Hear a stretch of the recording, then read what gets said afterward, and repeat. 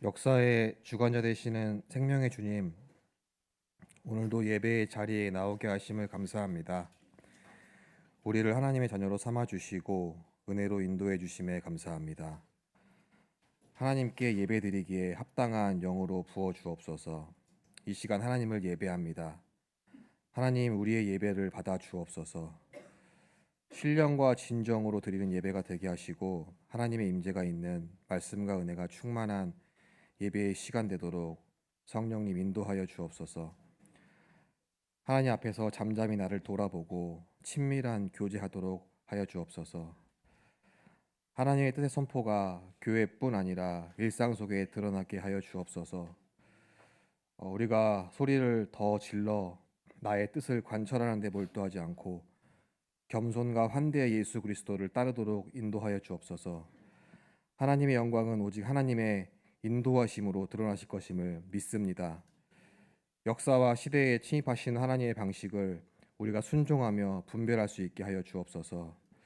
하나님, 우리에게 당신의 방식을 가르쳐 주옵소서. 겸손과 지혜를 주옵소서. 사랑과 정의의 그리스도께서 우리에게 저항함으로 평화하는 방법을, 화평을 선언하는 일로 악을 밀어내는 방법을 알려 주옵소서. 우리 곁에 있는 서로 다른 많은 사람들을 통해 하나님의 창조의 풍성함을 볼 수 있게 하여 주옵소서. 이민자와 어린아이, 노인과 장애인, 냉대와 홀대받는 모든 사람들 속에서 그리스도의 빛과 아름다움을 볼 수 있게 하여 주옵소서. 마침내 이 모든 구분이 사라지는 마지막 날을 소망하며 기다리는 믿음을 허락하여 주옵소서. 하나님, 우리 교회에 몸이 불편한 많은 분들이 있습니다. 그분들에게 자유함을 허락하여 주옵소서.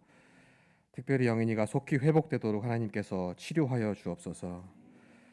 또 수능 이후에 입학을 준비하는 아이들에게 지혜와 은혜를 더해 주셔서 잘 준비할 수 있도록 인도하여 주옵소서. 우리 다드림교회를 하나님 온전히 하나님의 말씀에 사로잡힌 교회로 한 몸인 공동체로 세워주시고 하나님께서 자세히 간섭하시며 하나님 안에서 귀한 교제와 나눔이 있는 교회로 세워주옵소서. 우리의 모든 모임에 더 큰 은혜를 주옵소서. 여러 가지 사역을 감당하는 가운데 지혜를 주시며 필요한 환경과 재정을 열어 주옵소서. 하나님께 영광 돌리도록 하여 주옵소서. 하나님, 오늘의 예배 위에 서로 안에 또 교회 밖에서도 통치하시는 예수님의 이름으로 기도합니다. 아멘. 합니다. 믿음과 은혜가 무엇인가 우리는 자주 이런 논쟁을 하는데요. 제가 우리 장로님들 두 분과 함께 따로따로 1:1 제자 훈련을 하고 있는데 그 책의 교재에 이런 질문이 나왔어요. 은혜로 구원을 받습니까? 믿어서 구원을 받습니까? 은혜로 구원을 받습니까? 믿음으로 구원받습니까? 대체로 보면 사람들이 믿음으로 구원받는다고 많이 대답을 해요. 이 질문의 핵심은 뭔가 하면 구원받는 데 있어서 결정적인 영향을 미치는 것이 은혜입니까? 믿음입니까? 아직도 헤매시겠죠, 그죠? 헷갈리죠? 에베소서 2장 8절부터 9절 말씀에 보면 우리에게 이렇게 말씀하셔요. 함께 읽습니다. 너희는 그 은혜를 위하여 믿음으로 말미암아 구원을 받았으니 이것은 너희에게서 난 것이 아니요 하나님의 선물이라. 행위에서 난 것이 아니니 이는 누구든지 자랑하지 못하게 하리라. 자, 여기에 보면 분명히 구원은 은혜와 믿음이 다 관여하고 있습니다. 둘 다 하나가 없으면 안 되고 둘 다가 필요한데요. 우리가 은혜로 구원받습니다라고 말하는 이유는 이 구원의 출발이 어디인가 하는 것이에요.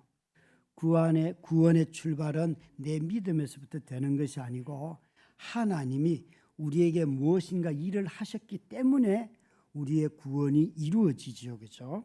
우리가 무엇을 만들고 우리가 행한 것을 기준으로 한다면 그건 다 종교가 되는 것이고 하나님께서 우리가 믿기 전에 무엇인가 하신 것이 있다는 거예요. 그러니까 하나님이 하신 일, 그것을 우리는 은혜라고 하는 것이에요. 은혜는 굉장히 포괄적인 단어이긴 하지만 하나님께서 하신 일을 은혜라고 하는데 이 구원도 마찬가지입니다. 우리의 행위로부터 출발하는 것이 아니고 하나님께서 죄인인 우리들을 찾아오시고 죄인인 우리들이 살 수 있도록 세상을 만드셨고 그것을 계획하신 이 모든 일들이 내가 믿음을 갖는 것보다 훨씬 앞서서 일어난 일들이에요. 믿음이 구원의 수단이기는 하지만 은혜가 없이는 구원을 이룰 수가 없습니다. 그래서 은혜라는 단어를 설명할 때 하나님께서 이 땅에서 하신 하나님의 일들, 사건 이렇게 정리를 하면 은혜라는 설명을 설명하기 어렵지만 그래도 다 포괄적으로 설명하는 말이 될 것입니다. 그래서 은혜는 하나님의 행위입니다. 은혜는 하나님의 행위이고 믿음은 우리의 행위예요. 이 차이가 명백하게 다른 것이죠. 그래서 믿음을 갖게 되면 우리는 값없이 주신 하나님의 은혜에 감사하는 반응이 믿음인 것이에요. 우리의 행위이기 때문에 은혜는 그리스도가 하신 일로서 하나님의 행위를 말하고 믿음은 하나님이 하신 일에 대한 우리의 반응, 그 사람의 행위를 믿음이라고 하는 것입니다. 그러니까 믿음이 여러분 아무 생각 없이 믿습니다. 이런 맹신 있잖아요. 이건 믿음이 아니에요. 맹신은 절대 믿음이 아닙니다. 오히려 가스라이팅이죠. 그거는. 그래서 그런 사람들은 목사님이 말씀하면 누가 좀 영적인 사람이 말을 하면 생각하고 판단하고 해봐야 됨에도 불구하고 그냥 믿어버린다는, 자기는 그냥 무조건 전적으로 믿는다는 거예요. 전적으로 믿는다는 사람들이 제일 무서운 사람들이에요. 여러분 생각하고 믿으셔야 됩니다. 맹신은 절대 믿음이 아니고요. 또 우리가 광신은 자기 멋대로 믿는 거예요. 제가 이 광신이라는 단어를 쓰면서 저의 젊을 때 여기도 계시겠지만 청년들 때 여러분 10에 3조를 하길 기도하시기 바랍니다. 이게 광신이었구나 하는 걸 알았어요. 여러분 하나님이 우리에게 11조만 바치라 하는 것도 이유가 있겠죠. 그죠? 하나님 만약에 10의 9조를 바치는 것이 가장 믿음이 좋은 거라면 늘 하나님 말씀대로 전부를 바치라 그러면 너 버는 거 다 바쳐라 그렇게 하지 굳이 10의 1조만 바치라고 하겠습니까? 뭔가 하면 우리 자신들의 열심을 막 키워가면서 하나님이 우리를 너무 잘 아심에도 불구하고 그걸 자유하지 못할 때 그때 이 일에 빠지게 되는 것이죠. 그래서 자기 자신이 기준을 정하기가 쉬운데 이런 것도 믿음이 아닙니다. 미신도 믿음이 아니죠. 미신은 없는 것을 믿는 거예요. 없는 거. 그러니까 우리 자신들이 믿음이라고 말할 때 이런 미신도 광신도 맹신도 아니고 믿음은 확신인데 이 확신 또한 내가 만들면 그거는 이 세 가지 중에 하나가 되겠지요. 예수 그리스도 하나님이 오셔서 하신 일들 그걸 근거로 할 때 근거로 하여서 갖는 확신을 성경은 믿음이라고 하는 것이에요. 그런 점에서 믿음은 은혜에 대한 우리의 반응을 믿음이라고 하는 거죠. 저와 여러분이 오늘 예배하러 나온 이유가 뭡니까? 그리스도께서 베풀어 주신 은혜 때문에 이 자리에 와 있잖아요. 아무리 여러분들 중에 저를 좋아하고 설교를 좋아한다고 해서 목사님 보러 왔습니다 이러지는 않잖아요. 다들 자신의 믿음 때문에 그 믿음이 여러분들 아침에 눈을 뜨고 하면 오늘도 예배하러 가야지 이렇게 되잖아요.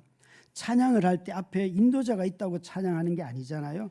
내 삶에 개입하시고 관여하신 하나님의 은혜가 너무 크기 때문에 그래서 우리가 찬양하는 거잖아요. 찬양하는 우리 모두는 다 이런 반응을 요구합니다. 믿음은 신앙은 그 점에서 오늘 씨 뿌리는 비유는 우리에게 명확하게 좋은 밭이라고 하는 이 밭의 특징은 씨가 뿌려지는 것에 대한 반응을 말하고 있습니다. 그러니까 천국 말씀이 뿌려질 때에 밭은 어떻게 반응해야 하는가 하는 것을 잘 알려주는 것이 씨 뿌리는 밭의 비유가 되는 것이죠. 이 본문에서 천국 말씀을 예수님은 그리스도라고 말씀하고 있습니다. 천국 말씀은 그리스도다. 16절 말씀에 보시면 이렇게 말씀하고 계십니다. 함께 읽습니다. 16절입니다. 그러나 너희 눈은 봄으로 너희 귀는 들음으로 복이 있도다. 내가 진실로 너희에게 이르노니 많은 선지자와 의인이 너희가 보는 것들을 보고자 하여도 보지 못하였고 너희가 듣는 것들을 듣고자 하여도 듣지 못하였느니라. 예수님은 이 비유를 설명하시면서 제자들에게 해석을 하시면서 앞에 이렇게 말씀하셔요. 이전에 선지자들이나 의인들이 메시아를 보고 싶어 했다. 그런데 그들은 본 적은 없다. 그들이 하나님의 말씀을 선포하는 대언은 하였어도 메시아를 직접 본 적이 없는데 내가 지금 메시아로 하나님의 아들로서 이 땅에 와서 기적을 베풀고 병든 자도 고치고 죽은 자도 살리고 다 했더니만 사람들이 나에게 표적도 구하고 또 귀신을 들린 사람의 귀신을 쫓아내니까 오히려 나보고 귀신 들렸다고 말한다. 또 제자들이 안식일에 길을 가다가 배가 고파서 밀이삭을 비벼서 그냥 먹으니까 저들 안식일 어겼다고 막 이야기를 해서 바리새인들이 그들과 싸움을 하니까 안식일을 범하였다고 나를 말하고는 예수님을 죽이려고 한다. 이게 12장에 있는 내용들이에요. 그런 예수님을 완전히 무엇을 하든지 간에 다 거부하는 사람들을 보면서 이제 내가 비유로 말한다 라고 13장이 시작이 돼요. 비유로 하시는 가장 큰 이유는 사람들이 그리스도를 받아들이지 않기 때문에. 그런데 너희들에게는 내가 이것을 가르쳐 준다라고 하시면서 조금 전에 읽었던 이 말씀을 하시는 것이에요. 그러면서 너희는 보고 너희는 듣고 복이 있다. 왜? 선지자와 의인들이 기다렸던 그분을 너희들이 지금 보고 그분의 말을 듣고 있기 때문에 너희는 복이 있다라고 말씀하시고 계셔요. 그래서 이 천국 말씀은 무엇을 의미하는가 하면 예수 그리스도 자신이에요. 자기 자신이 이 땅에 오셔서 말씀이 되어서 이 땅의 씨로 하늘의 밀알로 뿌려졌고 그 뿌려진 씨가 그리스도예요. 이 그리스도로 말미암아 이제 뒤에 일어날 좋은 밭이라고 하는 그곳에서 그리스도로 말미암아 하나님께서 원하시는 새로운 일들이 일어나기 시작한다. 그게 열매 맺는다고 표현한 것이에요. 그런데 오늘 주님은 천국 말씀은 그리스도다 하는 것을 명료하게 가르쳐 주셨을 뿐만 아니라 이 천국 말씀을 누가 들어야 하는가도 가르쳐 주셔요.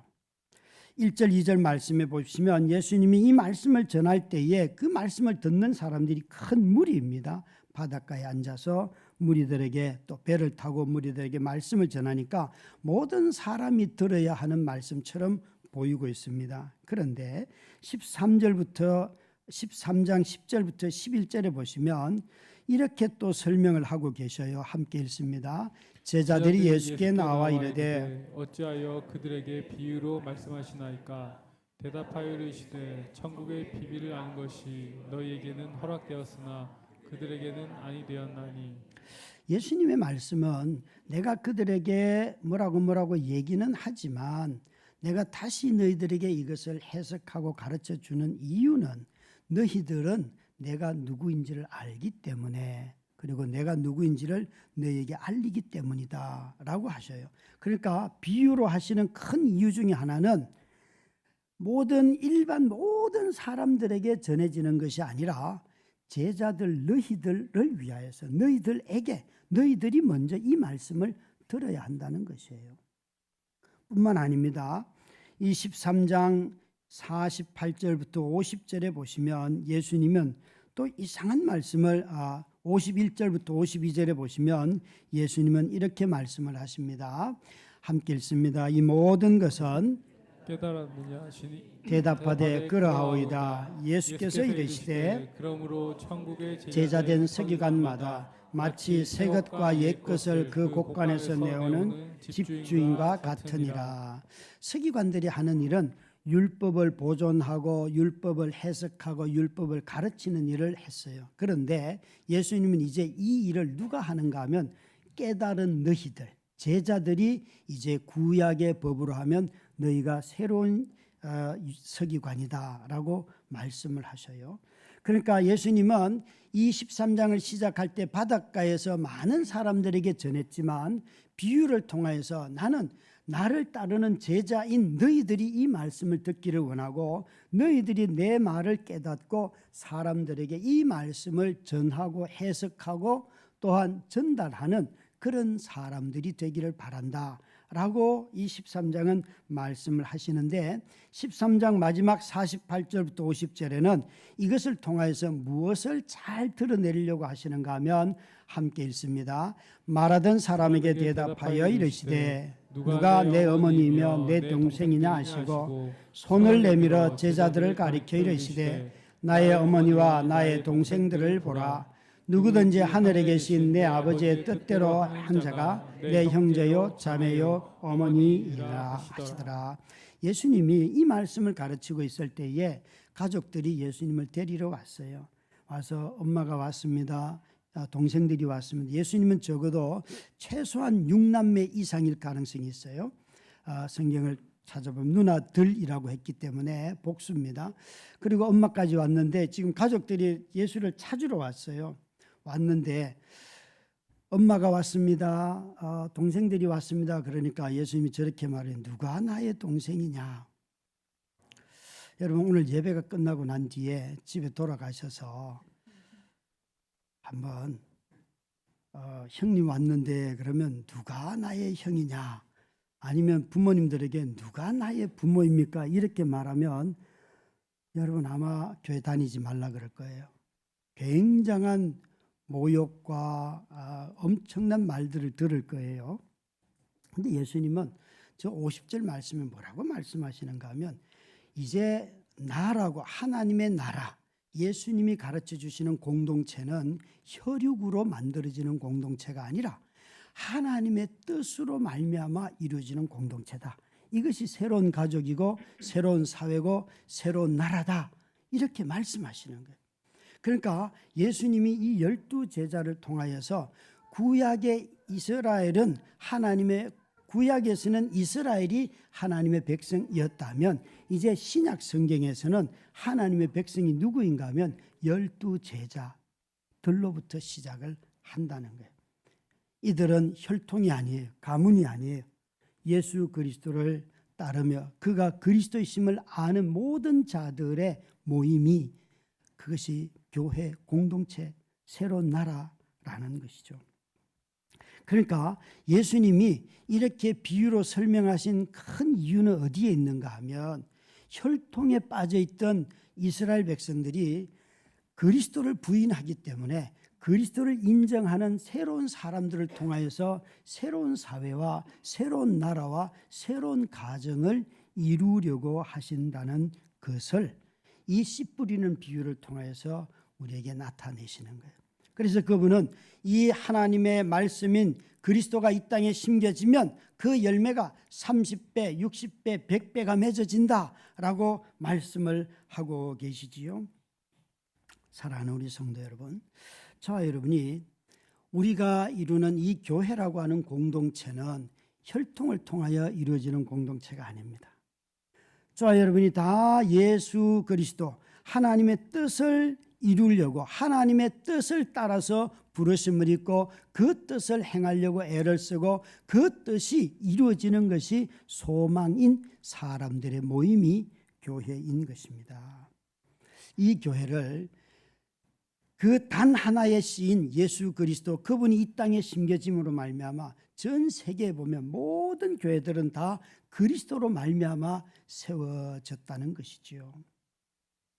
저는 2024년도 올해 가장 큰 은혜 중에 하나가 뭔가 하면 3월 24일 날 제주도에 새꿈교회를 개척한 것이 제 생에 있어서 참 큰 일이라고 생각을 합니다. 영광스럽고 또 너무나 자랑스러운 일입니다.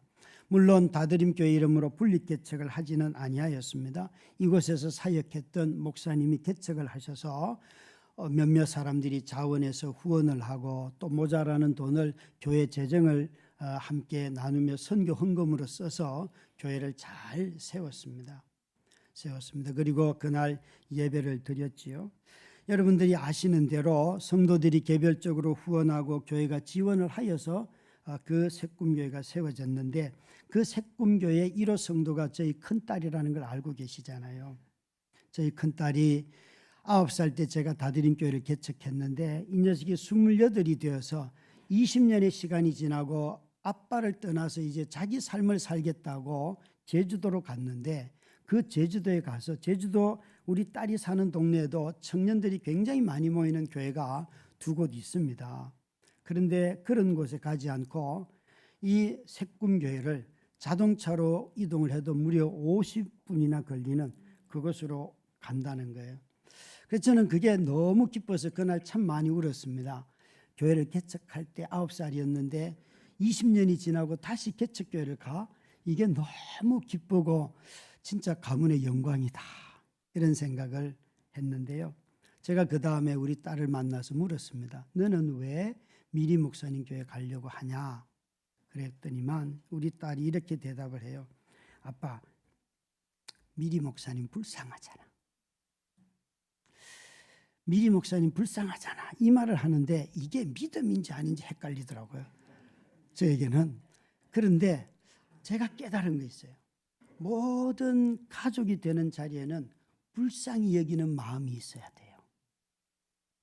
여러분, 혈육의 가족도 얼마나 많이 불쌍히 여겨야지만 가족이 되잖아요. 그런데 하물며 혈육이 아니라 믿음 안에서 오직 그리스도 때문에 부름을 입고 그리스도에 의하여서 만들어진 교회 안에 산다면 우리가 얼마나 많은 긍휼히 여기는 마음이 우리 안에 있어야 합니까? 그것 없이는 교회는 교회되지 않습니다. 저는 제 딸이 미리 목사님 정말 자신의 소신과 믿음의 확신과 부르심을 가지고 가는데 아니 제가 보기엔 우리 딸이 더 불쌍하잖아요. 예? 그런데 그 아이의 마음속에 목사님 불쌍하잖아. 혼자 예배하는 거 그걸 불쌍히 여기는 마음이 그 아이에게 하나님이 주셨다는 불쌍히 여기는 마음이 부르심의 출발입니다. 아까 보니까 우리 청소년부에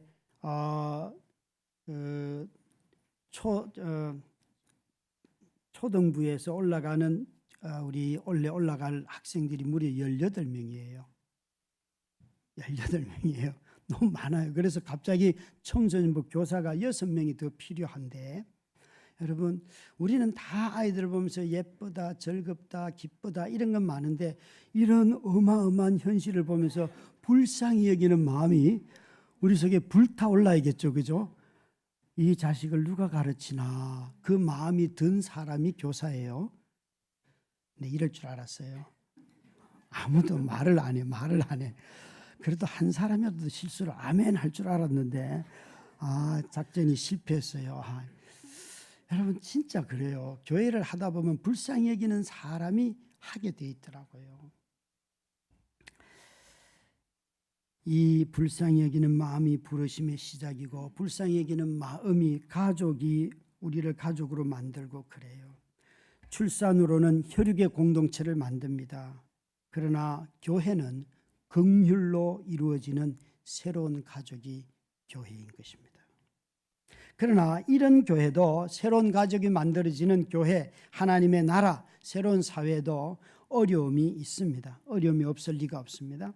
그래서 오늘 이 씨 뿌리는 비유에 세 종류의 밭을 이야기하시면서 가장 먼저 악한 자가 씨를 빼앗아 간다고 말씀하고 계십니다. 지난주에 했던 가라지 비유는 악한 자들이 와서 심었다고 말하였습니다. 이것은 심는 것이 아닙니다. 빼앗아 가는 건데 이 말씀을 가만히 보면 빼앗기는 이유가 있습니다. 19절 말씀입니다. 읽습니다.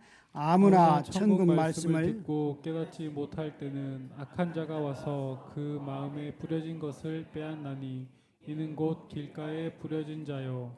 자, 여기에 길가에 뿌려진 밭을 설명할 때에 악한 자가 와서 그 마음에 뿌려진 것을 빼앗나니 그게 길가밭인데 그 특징은 뭔가 하면 말씀을 듣고 깨닫지 못할 때에 말씀을 깨닫지 못하는 자는 사단에게 말씀을 빼앗긴다는 것이에요.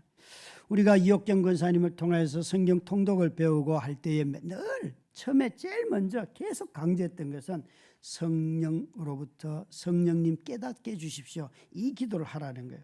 제가 성경 통독을 같이 참여하면서 제일 어기는 게 뭔가 하면 성령을 의지하지 않고 빨리 읽어야 됩니다. 이 마음이 먼저 앞서더라고요.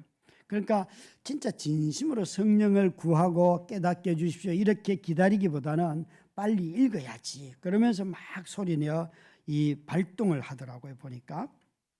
그런데 여기에 깨닫지 못한다 이 말을 들을 때 우리 마음속에 어떤 사람들은 성경은 참 난해해, 난해 구절들, 누구도 설명할 수 없는 구절들 가지고 와가지고 이런 말씀이 있어서 못 깨닫습니다 이런 사람도 있을 수 있고요. 또 어떤 사람들은 이스라엘의 지도를 펴놓고 내가 여기에 뭐 고고학을 가지고 오고 막 해서 이 지명 난 모르고 이게 뭔지 그런 아주 역사적 근거가 빈약해서 잘 모르겠습니다. 그런 걸 몰라서 모릅니다. 그런 사람들도 있고요.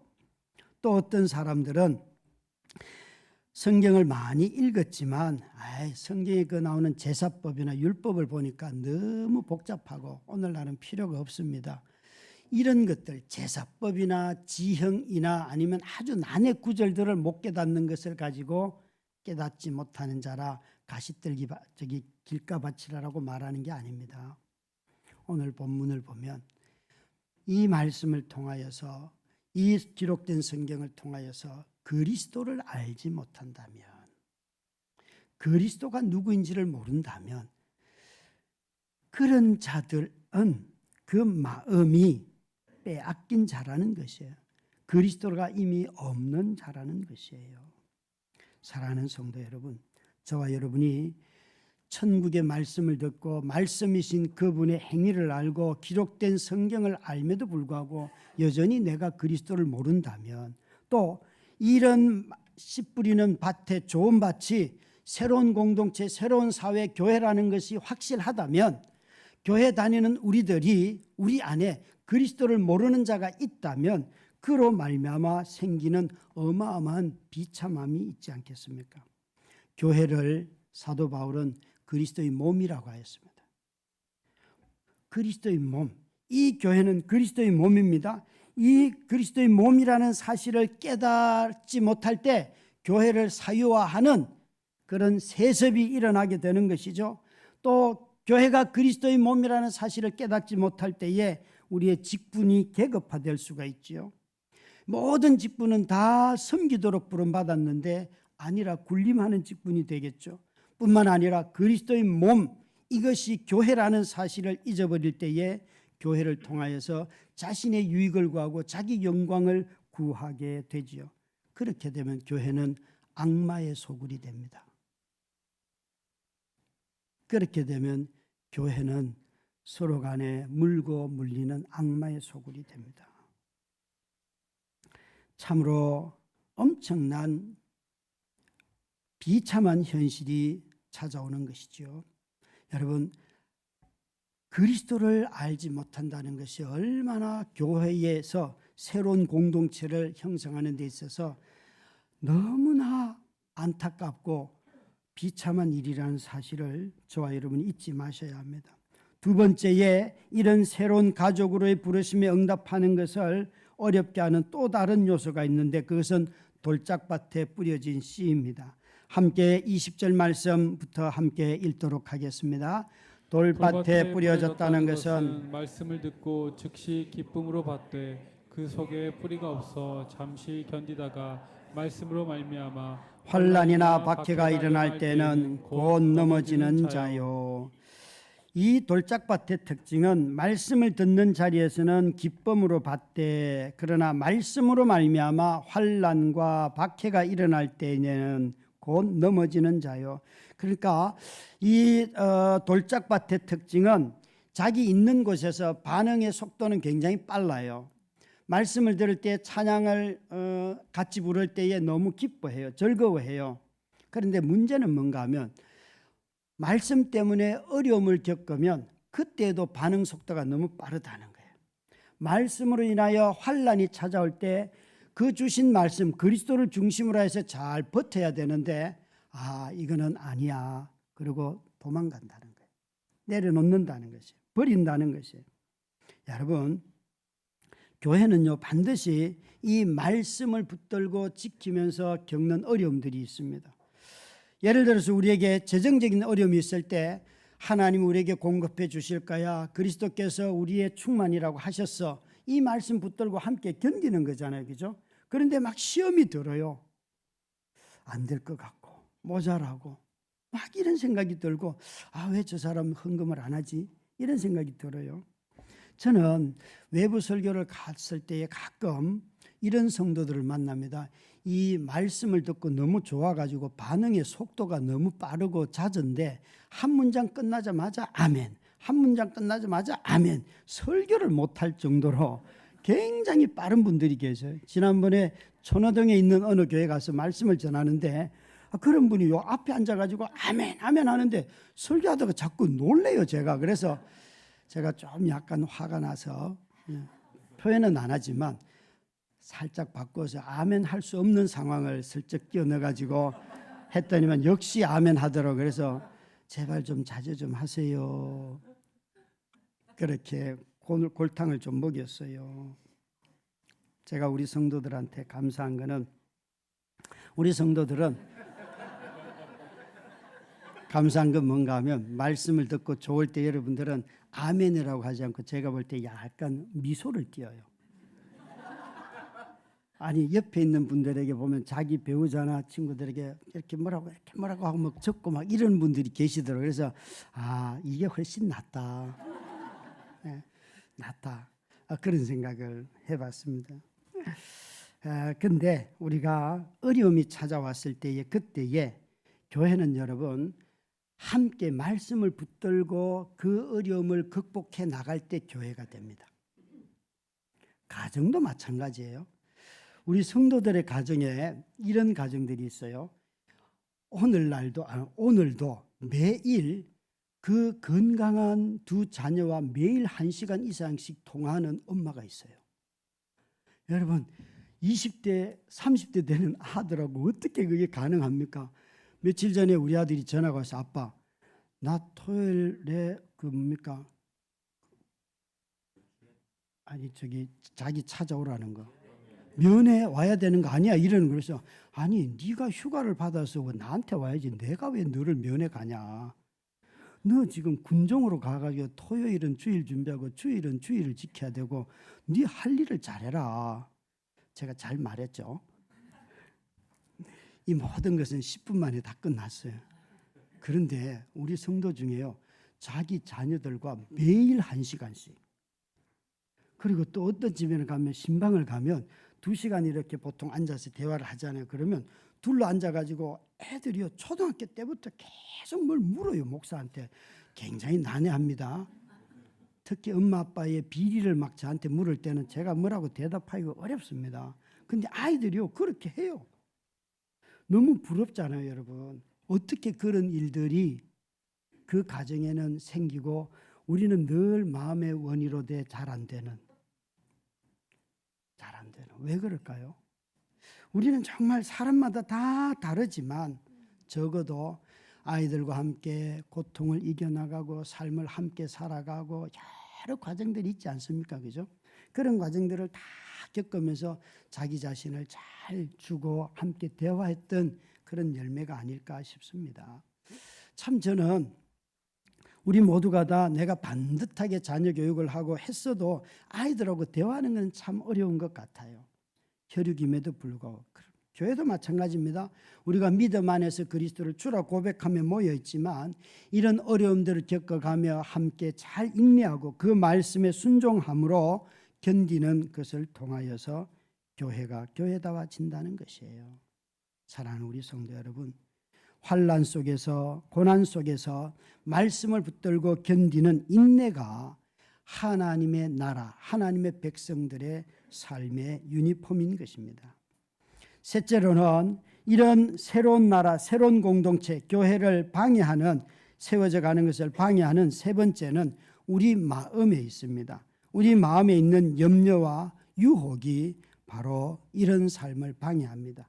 22절부터 22절 말씀을 함께 읽도록 하겠습니다. 가시떨기에 뿌려졌다는 것은 말씀을 들으나 세상의 염려와 재물의 유혹에 말씀이 막혀 결실하지 못하는 자요. 가시떨 마태복음은 저기에 염려와 재물 앞에 세상은 붙였고요. 누가복음은 이생의 염려와 재물의 향락에라고 하였고, 마가복음이 제일 자세하게 소개하였는데 세상의 염려와 재물의 유혹, 그리고 기타 욕심, 특별히 재물의 유혹은 돈 많이 벌게 해주겠다 이런 말이에요. 이 유혹이라는 단어가 사기치는 거예요. 재물로 사기치는 거. 참 우리 여러분 이런 말을 들으면 다 거짓말이라는 건 단번에 아시죠? 이번에 이 이자는 한 달 만에 뭐 20% 줍니다. 몇십 프로 줍니다. 이런 거 있잖아요. 다 거짓말이라는 거 아시죠? 후배 목사가 우리 교회 청년이었다가 분당에 가서 그 원로 목사님이 은퇴를 하고 교회를 개척교회를 맡은 우리 후배가 며칠 전에 전화가 왔어요. 와서 목사님, 은퇴하신 목사님 시차례 목사님 한 분이 우리 성도로 등록을 하셨는데 이분이 자기 누구 친구를 소개해 줄 터인데 그분의 이야기를 잘 듣고 그대로 투자를 하면 교회를 세울 수 있습니다. 그러면서 투자금은 5천만 원인데 그걸 투자를 하면 땅을 주고 해서 교회가 세울 겁니다. 그렇게 안내를 하더라는 거예요. 그래서 제가 듣자마자 아니 그런 걸 왜 나한테 전화하냐. 그건 사기야 사기꾼이야. 그건 들을 필요도 없어. 제가 이렇게 왜 물었는가 하면 그걸 전화한 이유가 있을 것 아닙니까? 그 마음이 움직인 거예요. 참 여러분 목회를 하다 보면 정말 그 말들이 이렇게 하면 될까? 이런 생각이 들 때가 있다고요. 이 돈이라는 건요. 누구나 돈을 버는 사람들 자기 뼈를 갈아 넣습니다. 몸이 다 상해도 그 다음날 일어나서 또 가서 일을 해야지만 돈을 벌잖아요. 그죠? 쉽게 돈 버는 사람 이 세상에 없어요. 단 한 명도 없어요. 쉽게 돈 버는 사람이 있다면 정말 그 사람은 이미 오랜 어떤 훈련을 받아서 무슨 시스템이 있거나 그러겠죠. 절대 여러분 쉽게 돈 버는 사람 아무도 없어요. 이런 유혹이 우리 가운데 찾아오고요. 또 그러니까 교회가 이런 유혹에 빠지기 쉽죠. 이런 말씀들, 교회에 돈이 있어야지 세상을 섬기지. 그래도 선한 일을 좀 더 많이 하지. 맞아요, 틀려요? 아니 주신 만큼만 하면 되잖아요. 왜 선한 일을 빙자해서 더 많은 돈을 가지려고 할까요? 그 돈 가지다가 돈에 삼킴을 당할 때가 얼마나 많습니까? 얼마나 많습니까? 여기에 보면 염려도 있습니다. 염려는 뭐 별것 아닌 것 같지만 놀랍게도 이 염려도 하나님의 말씀, 다시 말해서 오늘 하나님의 말씀을 천국의 말씀을 그리스도라고 하였는데 그리스도를 내 마음에서 뭐라고 했는가 하면 질식시킨다고 했어요. 그리스도의 말씀이 내 속에서 살아 역사하지 않도록 하는 이런 어마어마한 힘을 지닌 것이 사소하게 보이지만 염려가 그렇다는 것이에요. 이 염려는 때로는 시간을 내지 못하게도 해요. 이 염려는 때로 날 후회에 빠져 살게 해요. 어떤 일을 하고 난 뒤에 염려하게 되면 늘 두려움 속에 갇혀 살게 되지요. 염려는 여러분 마음만 먹으면 이길 것 같지만 하나님을 신뢰하는 신뢰감이 자라지 않는 한 염려는 극복하지 못합니다. 어떤 환경이 개선되어도 염려를 극복하지 못합니다. 다음에 조금만 상황이 달라지면 또 이 염려에 사로잡혀서 바르르 떨고 있는 우리 자신들을 보게 될 것입니다. 오늘 이 본문에 나오는 새로운 공동체, 새로운 민족, 새로운 사회, 하나님의 나라를 만드는 데 있어서 이 회방을 놓는 악한 자, 깨닫지 못하는 자, 이것은 빼앗기는 자예요. 자신이 그리스도를 주라 고백하며 알지 못하기 때문에 그 그리스도를 빼앗겼고요. 그리고 내가 말씀을 순종하다가 어려움이 찾아왔으면 그 어려움을 말씀을 붙들고 인내해야 되는데 오래 말씀을 붙들고 견디지 못하기 때문에 여기 뭐라고 하면 스스로 걸려 넘어지는 자라. 빼앗기는 자가 있고 넘어지는 자가 있고 마지막에 말씀해 보니까 내 마음에 이런 것들이 있어서 모든 관심이 다 이런 것들이 가득 차서 그냥 그리스도의 말씀을 듣고 그리스도가 주인인 것을 알매도 불구하고 그 효력이 나타나지 않는 거예요. 질식시켜버리는. 사랑하는 성도 여러분, 오늘 주님이 이 말씀을 누구에게 하십니까? 제자들에게 하십니다. 또 이 말씀은 누구에게 하십니까? 놀랍게도 12장의 말씀에 보면 예수님을 찾아왔던, 조금 전에 읽었던 말씀 중에 먹기를 탐하고 저는 포도주를 즐거워하는 자고 세리와 죄인들, 이런 사람들에게 주님이 하시는 말씀, 그들은 예수를 주라 고백하는 자들이었거든요. 예수님을 따르는 자들이었어요. 그러니까 예수님 자신이 천국 말씀이 되어서 이 땅에 왔는데 그 말씀을 듣고 그리스도가 저분이시구나 라고 깨달은 사람들이 누구입니까? 그것이 제자들이에요. 그것이 바로 죄인들이었어요. 그것이 바로 그 당시 사회에서 인정받지 못하던 사람들이에요. 오늘 주님이 하시는 말씀이 있어요. 여러분, 처음 시작할 때 은혜로 구원받습니까? 믿음으로 구원받습니까? 라고 물었는데 여러분, 은혜가 믿음보다 훨씬 큽니다. 은혜가 믿음보다 훨씬 비교할 수 없이 큽니다. 제자들만 봐도, 베드로 한 사람만 봐도요, 주는 그리스도시요 그랬는데 바로 돌아서서 이건 아닙니다, 십자가는 아닙니다 그랬더만 사탄이라는 소리를 듣죠. 그래도 주님이 그를 버리지 않지요. 또 주님이 나는 오늘 밤 죽을 거야, 내일 끌려가 죽을 거야, 나도 주님을 따라가면 죽을 겁니다. 베드로야, 너 나 오늘 밤에 3번이나 부인할 거야. 베드로의 그 헌신의 헛됨을 아심에도 불구하고 그를 향해서 너 다시 돌이키고 와서 나를 위해 살면 돼, 버리지 않으세요. 여러분, 베드로가 얼마나 실수를 많이 합니까? 나중에 사도 바울이 베드로를 향해서 왜 이방인들 같이